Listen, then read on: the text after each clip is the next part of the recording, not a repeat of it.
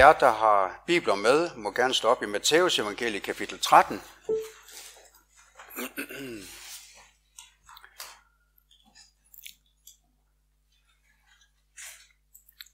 Forestil jer, at I er på et hotel med en kæmpe buffet, og I er skrubsultne. Den største buffet, I nogensinde har set, med over 100 retter, forskellige retter fra hele verden. Og du har bare lyst til at... Du går hen imod den her buffet med din tallerken, og så er du bare klar. Du har bare så meget lyst til det her. Og så mærker du lige, at Jesus han tager fat i din arm. Han står ved siden af. Og så siger Jesus, du skal bare vide, at halvdelen af maden er forgiftet.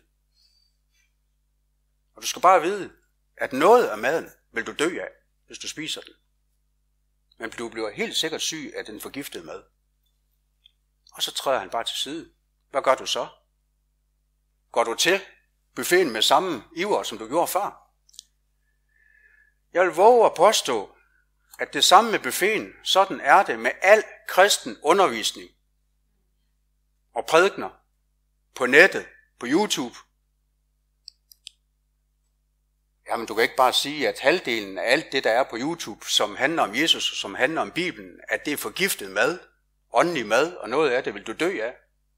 Jo, for det siger Jesus, og det skal bevise for jer. Inden vi kommer til, hvad Jesus han siger, så vil jeg fortælle jer en beretning. Det var en profet, en meget kendt profet fra USA. Det var da jeg var ung.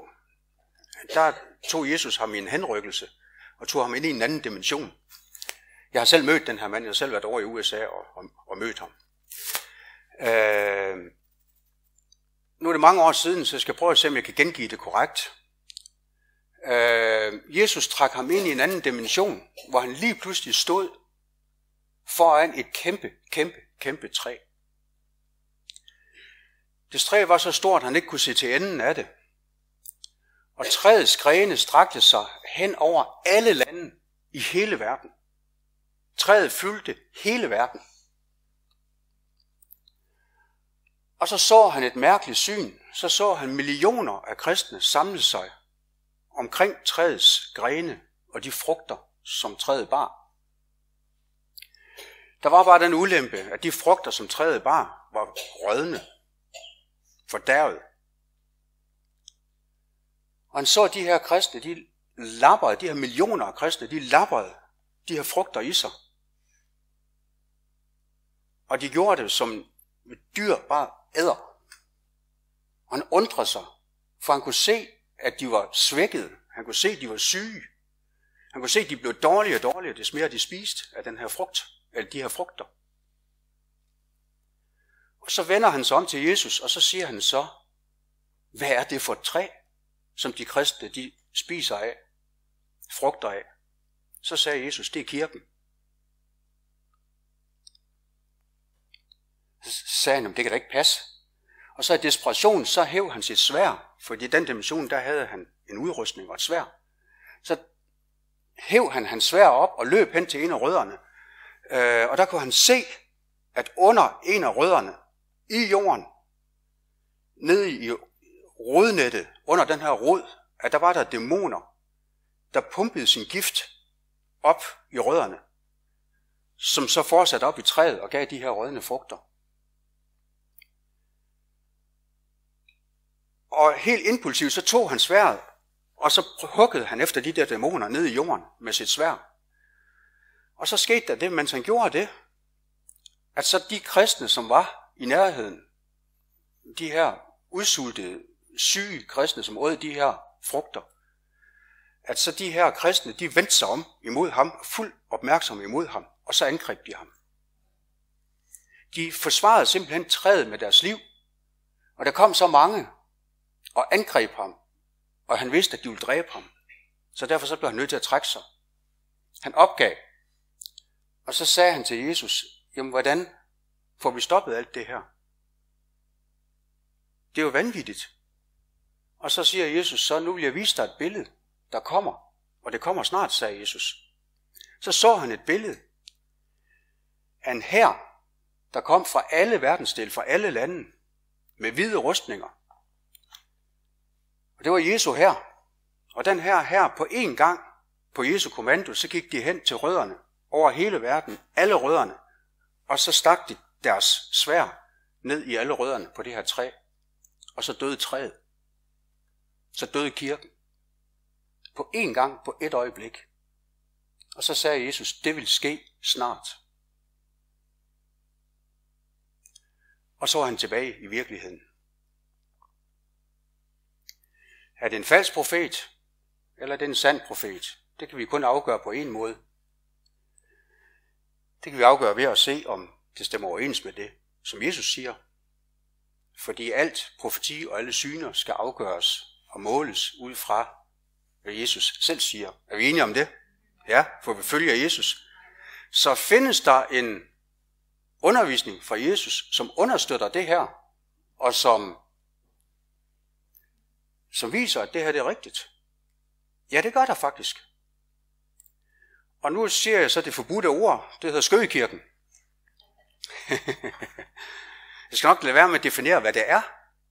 Men har Jesus undervisning, som omhandler det her, selvom han ikke lige bruger ordet Skøgekirken, men bruger nogle andre ord, nogle andre termer, hvor Jesus specifikt underviser om det her? Ja, der findes 9 undervisninger fra Jesus, udover det, som, nu holder vi os bare til de 4 evangelier. Der findes 9 undervisninger, hvor Jesus han underviser om det her. Og jeg vil tage en af dem og gennemgå sammen med jer. Så findes der jo så også Johannes åbenbaring. Det er jo så 2 kapitler. Det er derfra, man har begrebet Skøgekirken. 17, kapitel 17 og kapitel 18 i Johannes åbenbaring, som udelukkende handler om skøgen. Og det er altså om kirken, de kristne. Så hele 2 kapitler, hvor Jesus han giver Johannes en åbenbaring omkring, hvad der vil ske i de sidste tider, som egentlig omhandler, at han Jesus ender med at dræbe skøgen, udslette skøgen på en dag, og brænde skøgen på en dag. Men det er jo ikke nok, det her. Luther, han mente jo så, da han lavede reformationen, gjorde op med den katolske kirke, så sagde Luther jo, at den katolske kirke er Skøgekirken. Det var ham, der opfandt det her begreb. Så det er ikke mig, der har opfundet det her begreb. Han siger, at skøgen, Johannes åbenbaringen, er kirken. Altså den katolske kirke. Men Jesus, han siger faktisk noget andet. Han siger, at det er hele kirken. Det er alle kirker. Og du tænker bare, what? Det her, det er så mindblowing. Siger Jesus virkelig det? Lad os prøve at læse den her beretning. En af de 9 beretninger fra Jesus, hvor han underviser om det her. Det er Matthæus evangeliet kapitel 13 og vers 24. Han fortalte dem en anden lignelse om himmeriget. Jeg skal lige sige, her der har Jesus 7 lignelser i streg, og de 2 af dem handler om det her. Om Skøgekirken. Den her todeling af Guds rige. Så alle 7 lignelser handler om Guds rige. Himmeriget ligner, siger han så. Og han siger det igen og igen, stort set til alle 7 lignelser. Himmeriget, du ved, altså, himmeriget ligner en skat, der lå skjult, eller himmeriget ligner en købmand, eller himmeriget ligner et vold, du ved godt. Alle 7 handler om Guds rige. Så den her, der indleder Jesus med at sige, himmeriget ligner en mand, der såede god sæd i sin mark. Mens folkene sov, kom hans fjende og såede ukrudt i hveden og gik sin vej. Da kornet skød op og satte kerne, kom også ukrudtet frem. Husbondens folk kom så og spurgte, Herre, såede du ikke god sæd i din mark? Hvor kommer der ukrudtet fra? Han svarede, det har en fjende gjort. Folkene spørger ham så, vil du have, at vi skal gå ud og luge ukrudtet væk? Han svarede dem, nej, for når I luger ukrudtet væk, kommer I til at rykke veden op sammen med det. Altså, og Jesus han giver en forklaring på det bagefter her. Altså, det er i sin mark, det er i Guds rige, det er himmeriget, Jesus han snakker om. Og ukrudtet blev sået af en fjende i veden. Og det betyder så, at hvis det er sådan, at Jesus siger, at du rykker ukrudtet op, så rykker du også veden op. Det betyder så, at vi er flettet sammen. Det er samme sted. Vi er flettet sammen. Rødderne er flettet sammen. Du kan ikke skille os ad. Fordi at så blev jeg også rykket op, så blev du også rykket op. Jesus han forklarer den så, lignelsen, fordi at disciplen de fatter jo ingenting. Så det er jo ikke alle, der kalder sig for Jesu disciple, der fatter Jesu undervisning. Det tager lidt tid, inden at vi fatter den. Så siger Jesus så her, i vers 36, og hans disciple kom hen og bad ham forklare os lignelsen om ukrudtet på marken. Han svarede dem, den, der så den gode sæd er menneskesønnen, det er altså Jesus selv. Marken er i verden, og den gode sæd er rigets børn. Men ukrudtet er den ondes børn. Og fjenden, der såede det, er djævlen. Høsten er verdens ende, og høstfolkene er engle. Ligesom altså ukrudtet tages fra og brændes i ilden, således skal det også være ved verdens ende. Menneskesønnen skal sende sine engle ud, og fra hans rige er vi enige om, at det handler om Guds rige. Det står der højt og tydeligt. Og fra hans rige, altså fra Guds rige, fra kirken, fra menigheden. Og fra hans rige skal de tage alt det væk. Ukrudtet er i hans rige, siger Jesus. Skal de tage alt det væk, og der fører til frafald, og alle dem, der begår lovbrud, og kaste dem i ovnen med ild, og der skal der være grød og tænderskæren. Der skal de retfærdige skinne som solen i deres faders rige. Se, det har altid undret mig i den her, og det har naget mig i rigtig mange år, det her. Og jeg har sat spørgsmålstegn i min bibel, hvor jeg har prøvet at finde ud af, fordi at det er jo en dom. Lad os prøve at læse vers 30. Der står der så, tag først ukrudtet fra og bind det i knæpper, så det kan brændes, men saml veden i min lade. Det her det er jo en dom, hvor der er en adskillelse af de kristne. Det er Guds rige, det er vi enige om. Det fra hans rige skal de tage det. Og i mit hoved giver det bare ikke mening, fordi der er ingen dom før efter bortrykkelsen i min gamle teologi. Så det betyder så, at det første, der sker i den gamle teologi, i det jeg ligesom er opvokset med, det er så, at Jesus kommer for at hente sin brud, og vi skal forenes sammen med ham, når Jesus kommer og henter os. Og der er der ingen dom før. Men her står der så, at dommen er før. Tag først, det er det første, der skal ske, ukrudtet fra og bind det i knipper, så det kan brændes. Men saml veden i min lade. Det er altså i Guds rige. Så her er det byttet rundt, hvor jeg havde tænkt, at jamen allerførst, så skal veden tages fra og samles i Guds lade, altså i Guds hus, i hans rige. Når Jesus kommer igen, skal bortrykkes sammen med ham. Det har jeg jo troet altid. Men her står det i omvendt rækkefølge. Og det kan jo ikke være, at alle mennesker skal. Nej, det er fra hans rige. Så hvordan hænger det her sammen? Der står en parallel beretning i vers 47. Det vil jeg lige bringe ind over. Himmeriget ligner, nu kommer det igen, det er Guds rige, det er kirken, det er menigheden. Himmeriget ligner et fiskenet, der blev kastet ud i søen for at samle fisk af enhver art. Det er altså alle mennesker fra alle lande, forskellige mennesker. Da det var fyldt, trak de det op på bredden og satte sig til at samle de gode fra i tønder og kaste de onde ud. Således skal det gå ved verdens ende. Englene skal gå ud og skille de onde fra de retfærdige og kaste dem i ovnen med ild. Der skal der være grød og tænderskærn. Her, der har du en beskrivelse, der passer på den anden lignelse. Og det er så, at søen og i jødisk, hebræisk tænkning, så er vand, det er uden for Guds rige, og land er Guds rige. Der har man altid en indbyggelse. Så alt profeti og alt profetisk forståelse og åndelig forståelse, der ser man Guds rige som fast land, og vandet som dem, der ikke hører til Guds rige.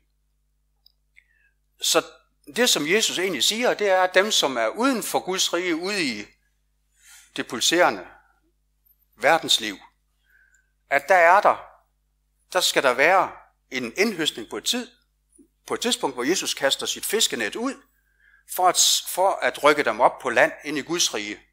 Altså for at samle dem i Guds lade. Men der er der en adskillelse i overgangen imellem vand og land, hvor englene skal adskille de dårlige fisk fra de gode fisk. Hvor den ene halvdel bliver brændt, og den anden halvdel bliver samlet i tønder og skal ind i Guds lade. Kan I se, det er den samme, der sker her. Og det betyder så, ifølge Jesu undervisning, hvis vi følger den, at så er der en fjende, som har sået noget, som ikke er Guds rige, ind i Guds rige, ind i veden. Og der bliver der en adskillelse på et tidspunkt, hvor det sker enten i samme øjeblik som bortrykkelsen, hvor Jesus kommer igen, eller det sker kort tid før. Det er i hvert fald koblet til den samme begivenhed. Inden vi går videre, så vil jeg godt lige prøve at læse. Hold lige en finger her, for vi kommer tilbage. Så vil jeg godt bare lige læse op for jer fra Johannes åbenbaring, hvor der står i kapitel 19. Derefter hørte jeg en vældig lyd, som er talrige skarer i himlen. Altså en kæmpe skare af mennesker, som er inde i himlen, den himmelske dimension. Frelsen og æren og magten er vor Guds, sande og retfærdig er hans domme. Han har dømt den store skøge, som fordærvede verden med sin utugt. Utugt, det er altså, at du har sex, du blander ånd med andre end den mand, du har. Så Jesus siger så her, at det, der kendetegner skøen, det er, at skøen blander ånd med den her verdens ånd. Altså er utro imod Gud. Han, altså Gud, har hævnet sine tjeners blod på hende, og er der sagde de halleluja, og røgen fra hende stiger op i evighedernes evigheder. Okay, her taler Jesus om skøen i datid. Prøv at læse med mig. Det står i datid. Så når den store skare står foran Gud af mennesker, det her det er set fra himlens perspektiv, så stiger røgen fra skøen, for nu er skøen dræbt. Nu er træet dræbt. Der er ikke noget, der hedder kirke mere. Skøen er dræbt, og nu stiger røgen, fordi hun bliver brændt. Skøen bliver brændt, kirken bliver brændt. Så stiger det op i himlen, og mens røgen stiger op, det er altså lige sket. Der er stadigvæk ild i skøen, ellers skal der ikke komme røg. Så det er en dom, der lige er blevet eksekveret, som lige er blevet afsagt, og som lige er blevet, hun er lige blevet henrettet. Skøen er lige udslettet. Og så lige pludselig, så står der en masse mennesker inde i himlen. Og det passer godt med det, som Jesus han lige har undervist om, er vi enige i det? At først, så skal de onde ukrudte samles sammen og brændes. Og så skal vi ind i Guds lade. Kan I se det? Og det er det, du ser her i åbenbaringsbogen. Det er, at når vi kommer ind i Guds lade, så stiger røgen stadigvæk op i himlen fra skøen, som lige er blevet udslettet. Jeg læser videre. Så står der her i vers 5, der kom en røst fra tronen, der siger, lovpris Gud, alle hans tjenere. Er vi Guds tjenere? Ja. Og vi er foran Gud her. Lovpris Gud, alle hans tjenere, I som frygter ham, både små og store. Det er altså alle. der hører Jesus til. Og jeg hørte lyden, som er en stor folkeskare, som er vældige vande. Altså prøv at forestille jer at stå foran verdens største vandfald. Så høj lyder røsten fra alle de her mennesker. Og som en stærk torden, som sagde, halleluja, Herren, vor Gud, den almægtige, har taget magten. Og et andet sted står der den samme passage, hvor der står, Herren, vor Gud, den almægtige, har taget magten over hans rige. Altså, Gud har ikke magten over hans rige nu. Gud har ikke magten over Guds rige nu, her på jorden. Ifølge det her. Gud har ikke magten over kirken. Kirken tilhører ikke Gud. Jeg ved godt, det er hårdt at tale, men hvis vi forholder os til det, der står, så er det det, der står. Er vi enige om det? Selvom du følelsesmæssigt reagerer lige nu, det er der nok nogle af jer, der gør, så er vi nødt til i første omgang at tage fat i det, som Jesus han siger. Står der det her, eller står der ikke det her? Er det det her, Jesus siger, eller er det ikke det her, det Jesus siger? Så skal vi prøve at behandle det bagefter. Jeg skal nok hjælpe jer med at prøve, fordi jeg har slåsset ved det her i flere år. Jeg skal nok prøve at hjælpe jer. Fordi at det handler ikke om, hvad jeg mener, det handler om, hvad Jesus siger. Er vi enige om det? Ja. Så står der lige efter, fordi at nu har Gud taget magten over kirken, og udslettet kirken, og brændt kirken på en dag. Lad os glæde og juble og lovprise ham, for nu skal lammets bryllup stå, og hans brud har gjort sig rede, og hun har fået givet at klæde sig i lyse, rene lindeklæder. For lindeklæderne er de helliges retfærdige gerninger, altså retfærdighed. De handler retfærdigt. Okay, nu kører vi den langsomt, fordi det her, det er frygtscenarie. Ding, ding, ding, det blinker bare hos mange lige nu. Det kan da ikke passe, at Gud ikke vil kendes ved kirken, og det ikke er Guds rige. Vi plejer at sige, at Guds rige er kirken. Men ifølge Bibelen, så er kirken ikke Guds rige. Og det kolliderer bare fuldstændig hos mange. Så går vi baglæns, så siger vi så, okay, foran Gud står der en kæmpe folkeskare, som ikke er blevet udslettet, som lyser i deres faders rige. Så der står millioner af mennesker, som ikke er blevet udslettet. Er vi enige om det? Ja. Og de hører Jesus til. Ja, det kan vi også blive enige om. Og det er viden. Så der er altså rigtig mange mennesker, som undgår det her. Og det er dem, der hører Jesus til, og som har Jesus i deres hjerter. Okay, så er vi så langt, så går vi tilbage til selve teksten her, den første lignelse her. Og der står der, nu er vi tilbage i Matthæus 13 og vers 25. Mens folkene sov, det er altså englene, det er høstfolkene. Og sov betyder så, at de ikke arbejder åndeligt. Så der er altså en periode i historien, hvor Guds rige er intakt, hvor der ikke er, historisk set er der altså, fordi det er noget, der sker. Det var ikke sådan fra starten. Fordi først så Gud, altså Jesus, så så han den gode sæd. Det gjorde han, da han kom her på jorden.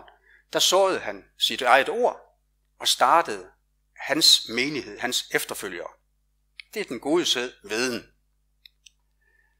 Og så går der et tidsrum, hvor alting er godt, og så falder englene i søvn, åndeligt set, fordi nu er alt jo godt, og det breder sig bare. Guds lys breder sig bare ud over hele jorden. Og mens alting går godt, og englene falder i søvn, så kommer fjenden. Og fjenden, det er Satan. Og så sår han sit ukrudt i veden. Så der er altså et tidspunkt i historien, hvor der sker et skifte. Hvor det, som vi kalder for kirken, Guds rige, skifter. Hvor der sker et skifte, og det kan vi også se historisk set. Det skal jeg ikke forklare jer nu, men vi kan se det historisk lige nøjagtigt, hvornår det sker. Det er en anden undervisning. Så sker der et skifte, hvor det, som vi kalder for Guds rige, det som disciplene, de prædikede, og det som vi læser herom i Bibelen, at lige pludselig så sker der et skifte, hvor Guds rige ændrer karakter. Og det er her, det sker. Mens folkene sov, kom der en og såede ukrudt. Og så forklarer Jesus så her, at den, der såede ukrudt, at det var djævlen, og så det er vers 38. Men ukrudtet er den ondes børn, altså riget. Den gode sæd er rigets børn, altså Guds rige, men ukrudtet er den ondes børn. Og Jesus han gentager det igen og igen og igen, at der er to dele. Der er to grupper, som kalder sig for kristne. Altså, du har lignelsen om de 10 brudjomfruer. De venter alle sammen på Jesu genkomst. De ser sig som Jesu brud. Din hedenske nabo, eller asetroende nabo, venter han på Jesus? Jesu genkomst? Nej, det gør han ikke. Det er altså dem, som venter på Jesus. Halvdelen af dem, siger Jesus, de kommer ikke med, fordi de har ikke olie på lamperne. Og olie er et billede på Helligånden. Jamen, der er mange kristne, de siger så, jamen, Helligånden har vist mig, Gud har vist mig. Jamen, hvis halvdelen af alle kristne ifølge Jesus er sået af den onde og den ondes børn, så betyder det, at det er en dæmon, de hører.